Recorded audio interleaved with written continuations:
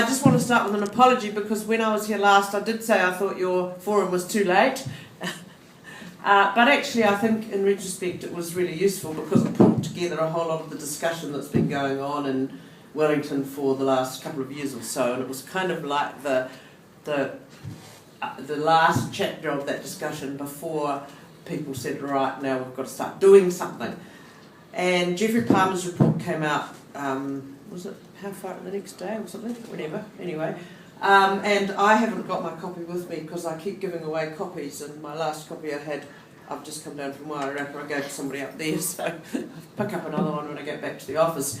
I just wanted to say a couple of things about it, and then maybe where to from here, what might happen. A lot of the things that Helen reported came out of your workshop, your forum, actually came through in the panel as well. Basically, they said we have to stop being so fragmented. We need to be able to work as a region on the social side and on the job front.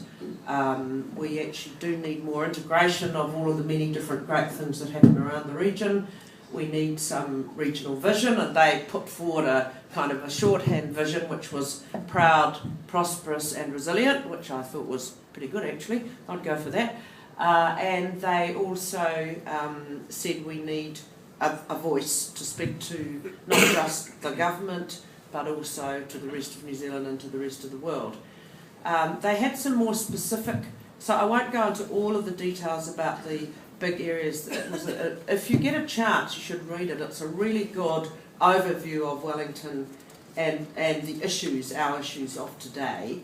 And it goes through all areas, social, economic, all of the transport area, all of the infrastructure, everything you could think of practically to do with local governments. It's really comprehensive. In terms of structure, which is where the conversation is kind of settled now, although they started with function, I might say, the panel said, we're looking at function, and we're going to say, what does local government do, what can it do better, and how can it do it better? And the how, in the end, was we need to change the way it's organised. They listened to what people said, and I have to say it's always been my view that Wellingtonians and New Zealanders, I think, are particularly engaged in the process of government themselves at a local level. Everybody wants to have a say in what happens in their neighbourhood or in their community, and they said it's really important that we keep that. And so they suggested a two-tier structure, and they said that we should just keep the TA boundaries as they are now and then have a regional entity, which would be in fact Wellington City, sitting on top of that. They called it Greater Wellington. I tend to disagree with them. I think it's too much like the current Greater Wellington Regional Council. I would just call it Wellington. And they suggested that the TAs stay as they are now, and that they have a council each, probably a bit smaller I think than the current ones, and that the chair of that council is elected from amongst their peers, and they would be called a mayor, and that the chair of the Wellington, what they call the Greater Wellington Council, would be elected at large and would be the mayor of Wellington. I have to say it's been disappointing that the debate in the media has focused on the title of Lord Mayor. Personally, I don't like it very much, and I don't think it resonates well with most New Zealanders. And they said they did that to distinguish that mayor from the other mayors. My view is that's not necessary, don't need that. That they are different jobs, and people would understand perfectly who was who in the zoo. The other bit that I think I probably disagree with the most with them is just in terms of a little bit of their structure, where they've said leave everything in place. I think for the most of the TAs, leaving them in place is pretty sensible, generally because our topography defines our councils. So, you know, if you're in Porirua, you're pretty much defined. There's a bit around the edge in Tawa, which is split in half, or if you're in Lower Hatu or Upper Hatu or Wairarapa. Wellington City, I think, is a little different. It's half the region by population, and I do wonder whether having a big Wellington, whatever they've called it, Central Wellington, to distinguish it from the Tier 1 entity, a big Central Wellington Council might not be too much of a kind of a counterbalance, if you want, to the regional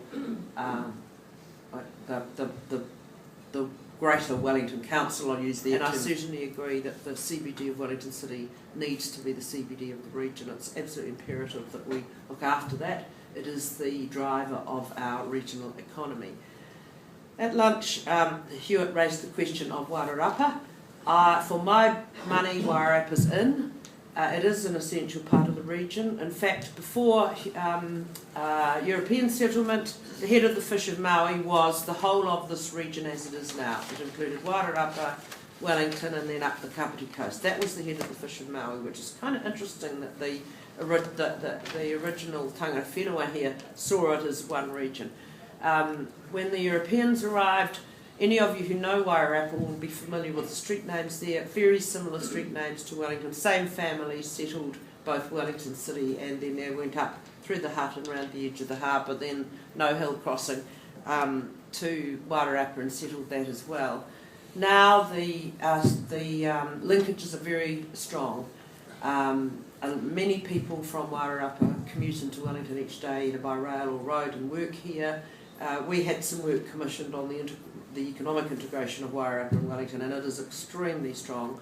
And an interesting thing that many people don't realise is that 40% of the rates demands in South Wairarapa, which is the biggest of the TAs by land area there, come to Wellington City addresses. So many people, including me, have properties there and see that as our ultimate retirement destination perhaps. And in fact, that's what's replacing their population now. They're losing their young people, as many provincial rural areas are. They're coming into the city, and in the case of Wairarapa, they're being replaced by retirees, mainly from Wellington, going up there. Same as the Kapiti coast, they have more young people. They're a bigger growth area, but a lot of their population growth has come from internal migration from Wellington and the rest of the region. So to me, these are all integral parts of the region. There is nowhere else for Wairarapa to go. The mayors there have now decided they might want to go it alone. We shall wait and see whether the Local Government Commission will allow them to. Last time they didn't. They said they were not viable as a unit. My view is they are not, well, they would be viable, but as a ratepayer, I know my rates would go up 20% there. And frankly, they need to be part of that bigger unit. So we'll just wait and see what happens there. Where to from here? Well, what happens is that somebody has to put in, or some organisation has to put in an application to the Local Government Commission. Local Government Commission is an independent statutory unit. It is not directed by the government. They are quite independent. The current chair is Basil Morrison, who used to be in local government himself. He was the chair of Local Government New Zealand for some years. He was appointed by the previous government, by Helen Clark, and the current government have kept him there. An application is submitted, and they look at it, and then they make a determination, which is then open for consultation. And under the new bit of legislation currently going through Parliament, just reported back, if 10% of the voters of the affected area want a referendum and they sign up a petition, then there's a referendum. But if they don't, then after consultation, the Commission can amend or whatever, or just put through their proposal then, and that becomes the new setup. Now, we've got some interesting dynamics going on in Wellington at the moment in local government. There's a very big meeting, we're calling a hui, of all councillors, or as many as we can get as possible, on the 21st of November out at the Douse for the whole region. And the objective of that is to try and find some agreement on a proposal. So we have on the one hand a two-tier system which has been very popular and I think has got a lot of support amongst local government. So something like the Palmer panel report, where you have local councils plus a regional entity which becomes the rating entity and employs the whole back office for all of the regions. So there's only one employment source and there's only one rate gathering mechanism, and the others would be funded, the smaller councils funded from the big council. The other one that's just been floated now is the single tier. Now, Wellington City, who were all over the show for some time now, and a number of the prominent politicians saying we don't need any change, we're perfectly happy, have now said, oh, a single tier might be quite good. A single tier is a simple unitary, which means just one council, full stop, none of the local councils. You wouldn't have those. I think we've got to the stage now, with the possible exception of Lower Hutt, where most councils understand that the status quo is probably not serving us very well. I suspect Lower Hutt is still in that space of saying we're okay, don't need any change. But I think for Kapiti, Porirua, ourselves, Wellington City, possibly Upper Hutt, and certainly the Wairarapa councils have decided they will combine as a minimum and possibly go for a unitary by themselves. There needs to be change. So the hui on the 21st is going to be very interesting, and my pick is we will probably, I don't know, I don't know whether we'll get a majority out of that or not. Then each council has to go back and make a formal decision about what it's going to do. Now the interesting thing is that the new legislation provides for other organisations or individuals to put up applications to the Local Government Commission. So a Chamber of Commerce, or an environmental organisation, or presumably a Rotary Club, but you're probably not political, you wouldn't do it. But there are any number of organisations or people could put up a proposition. I'm rather hoping that we can cluster around what I suspect will be a two-tier model and get enough agreement and engagement that we can design an application that will get a lot of support. And that's where I talked to Helen about perhaps if we can do that, finding a mechanism for getting support for that model. So there are a lot of industry organisations and others who might well say, yes, that would suit Wellington, and they would sign up to the application. None of us are going to get exactly what we want. I know I won't, so I'm very happy to compromise to get an improvement on the status quo. We have to change. It is urgent that we change, and we have to be able to have a bigger picture, and we have to have I think more cohesive leadership than we have now.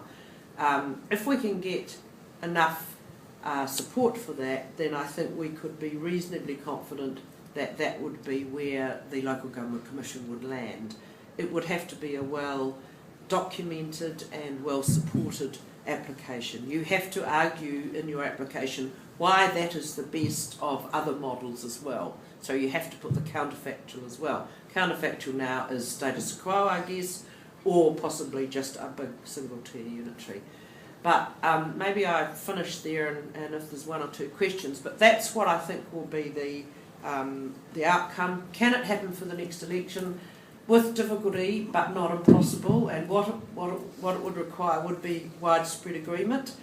And there is another little clause in the current bill before Parliament which says that if the Local Government Commission has actually put down a proposal and it's out there, and the rolls are closing for the next election, saying you're not going to get it done in time, the Minister, with the permission of the local authorities concerned, can actually push the election out. And I would suggest that probably by the following March, maybe 3 or 4 months, we would be ready for an election. The key thing is the preparation of the rolls for an election, and that's what might be difficult for us, getting it for October next year. So that's where we are. It's all kind of hotting up, and many people who have said in the past, particularly local government people, have said, oh, we don't need any change, we're fine, and now saying, yes, we do need change, we need to get on and do something. So if you can support anything, that would be great. If you know local government people, encourage them. Thanks very much.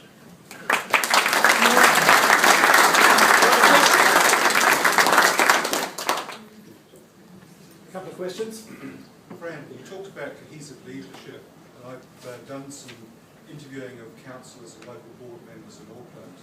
I know that what that was designed to achieve, and it's not working very well. One of the issues seems to be getting the right drive up from those local boards onto the central council. Doesn't the two-tier system here have the same flaw? Shouldn't there be some form of membership of that regional or overarching council that comes from those local councils? That's a good question. I've thought about that quite a lot, and I don't think there should be. I think there's other ways around it, because if you do that, those people become entirely delegates from their board, And when you're running a regional organisation, as I've discovered from the regional council, you have to be able to have a regional view. On the regional council, people do not vote slavishly in favour of their constituency. We always do what's best for the, well, we try and do what's best for the region. And I think if you had delegates going forward, you wouldn't get that. I know that Auckland is looking at reorganising how it works now, and in particular the delegations down to the boards, and I think that's the important thing that you have to get right. Is it well enough defined? What are they doing? Is it well enough funded? Those are the issues that I think. But all in all, I have to say, a lot of things in Auckland are working much better than they ever worked before. So that fragmentation of the big TAs and the warring, and they're always seeing each other in court, has finished, and it is hugely better. Denise. Fran, you made a comment about timescales and our readiness, if you like, for whatever form of new entities come into being ready for that at the end of next year. Leaving aside the issue of proper preparation for a voting process, I wonder if you could comment on what might have been learned from Auckland around organisational and operational transition, because these are also, these organisations are employers of many Wellingtonians. They offer critical services, and what we know from organisational change is that these things don't, change overnight. So what's been learned about transition? That's a really important question, Denise. The transition in Auckland was started, as you know well, before there was an election, and the government put in a transition authority, which Mark Ford headed. And they made a lot of the decisions. They employed the chief executive, they set up the structure, they started doing the change and making the policies in advance.